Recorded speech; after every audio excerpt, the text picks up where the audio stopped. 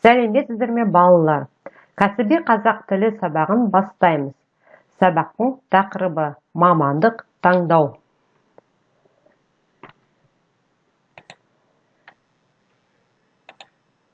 Сабақтың мақсаттары студенттердің мамандық таңдау жөнінде білімдерін, түсініктерін кеңейту. Сабақта үйренген сөздерін ауызекі тілде қолдануға машықтандыру. Таңдаған мамандықтың ыстық суына төзіп, оны сүйе білуге тәрбиелеу. Мамандықты таңдау факторларымен таныс болыңдар. Мамандықтың таңдау факторларына мыналар жатады. Адамның қабілеті, беделі, оқудың жақын орналасуы, тәжірибенің болуы, оқиғаның әсер етуі, досымен бірге отбасы, мұғалім. Мамандықтың таңдаудың формуласы. Таңдағым келеді. Бұл талап тілектің, мақсат пен мүдденің, ынта мен ықыластың кеңістігі. Жасай аламын. Қабілет, қарымның, таланттың, денсаулықтың кеңістігі. Үйрену керек. Еңбек рыногындағы сұраныстардың, аймақтағы әлеуметтік экономикалық проблемалардың кеңістігі. Сұрақтарға жауап беріңдер. Өз пікірлеріңді айтыңдар. Сен қандай мамандық таңдадың? Неліктен ол мамандықты таңдадың? Сенің мамандығың қоғамда сұранысқа ие мамандық па? Мамандық таңдауға кімдер әсер етті? Сен білесің бе? Орыс академигі, тәжірибелі әскери психолог Евгений Александрович Климовтың зерттеуінше мамандықтың бірнеше классификациясы бар. Мысалы, адам табиғат. Бұл классификацияға ботаник, мал дәрігері және тағы басқа мамандықтар жатады. Адам техник, жүргізуші, инженер, слесарь, темір ұстасы. Адам, психолог, дәрігер, режиссер. Адам белгілі жүйе, кітапханашы, бағдарламашы. Адам көркем бейне, актер, суретші, дизайнер және тағы басқа мамандықтар жатады. Сенің өз мамандығың классификациясын анықта. Сенің мамандығың қай классификацияға жатады? Айтып беріңдерші. Тапсырма орындайық. Сәйкестігін тап. Бірінші, бұл типке техникалық құрғылармен жұмыс жасайтын маман жатады. Мұнда мамандық иесі үшін еңбек нышаны болып басқа адам табылады, ал қызмет сипаттамасы басқа адамдарға әсер ету, адамдармен жұмыс істеу. Үшінші, бұл тип мамандары өлі және тірі табиғат процестермен, құбылыстармен жұмыс істейді. Бұл типке өнер мен көркем өнерге бейім, талантты адамдар жатады. Бесінші, белгі жүйесі.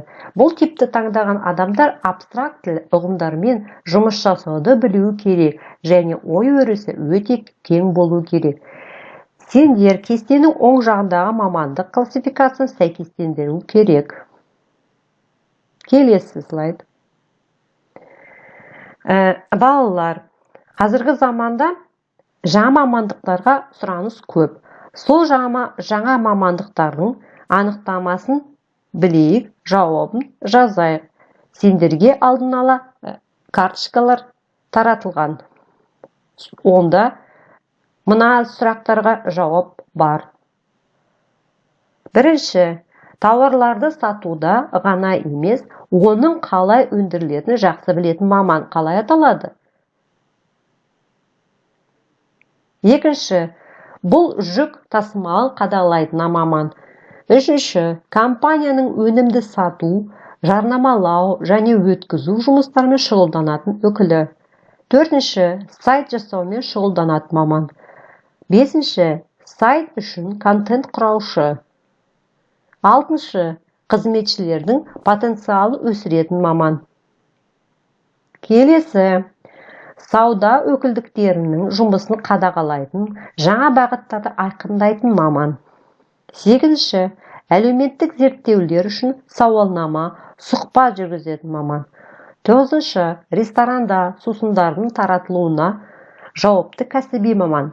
10-шы, жылжымайтын мүлік саласында оны жобалау және құрылысын жүзеге асырумен шұғылданатын маман.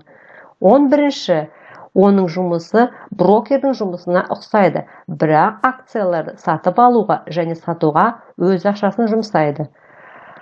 12-ші, тұтынушыларды қабылдау және келушілерді тіркеумен шұғылданатын қызметші. Жауаптарын жазыңдар. Келесі слайдта семантикалы картаны толтыру керек. Мұнда мамандықтың атаулары: атқосшы, бренд менеджер, мұғалім, мұржа тазалаушы, дәрігер. Кестенің сол жағында қоғамда сұранысқа ие мамандықтар дейді. Қазіргі уақытта жоқ жойылған мамандық, өзінің мәнін жоғалтпайтын мамандықтар. Осыны бәрін белгілі торға орындарына қою керек.